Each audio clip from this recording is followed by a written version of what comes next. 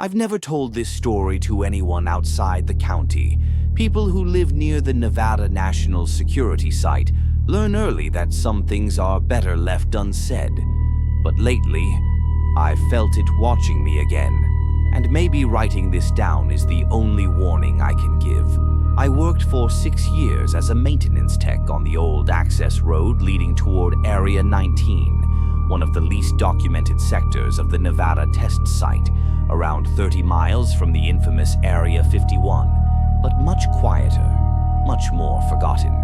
In the 1970s, radiation and bioadaptation tests conducted there were officially shut down.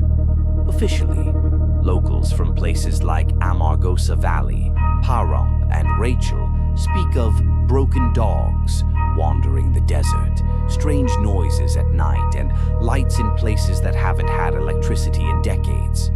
But nobody takes them seriously, except the people who've seen something. On the longest night of my shift, around 2:40 a.m., I had to go alone to one of the old buildings near the tunnel complex, where nuclear test tunnels from the 1960s rot beneath the desert floor. The wind was hot and dry, but the air smelled metallic, like something burning under the ground. The moon barely lit the sand. My flashlight was the only real light for miles. As I approached the abandoned structure, my Geiger counter began to tick, slowly, then faster, then too fast. Tick, tick, tick, tick, tick, tick. There was no reason for that level of radiation, not anymore. That's when I heard it. K-R-R-R-H-H, ha, how, K. Chi. I froze. It sounded like a dog trying to bark with a torn lung, or like someone imitating a dog, badly, through a mouthful of blood. I raised my flashlight, my hand shaking so hard, the beam jumped across the brush. When the light steadied, I saw something moving near the dry shrubs, something crawling. In the desert, anything crawling makes noise. But this made a wet, dragging sound, like living tissue sliding across sand. At first, I thought it was a wounded coyote, until I saw the legs, 6 legs, 4 functional, 2 stunted and twisted backward, as if the body had tried to grow them and failed halfway through. Its fur was patchy and burned in places. Flesh sagged and pulsed, like something was moving underneath it. But the head, that was the worst part. The muzzle looked like it had melted and been pushed back into shape with bare hands. It lifted its head, and I saw the eyes. Human eyes. Human, and filled with a desperate kind of pain. My entire body went cold. The Geiger counter shrieked in my hand, vibrating so hard it hurt. The creature reacted to the sound, bracing itself with all 6 legs. Then it limped closer, trembling, its own body fighting every step. And then, between those broken barks, I heard words.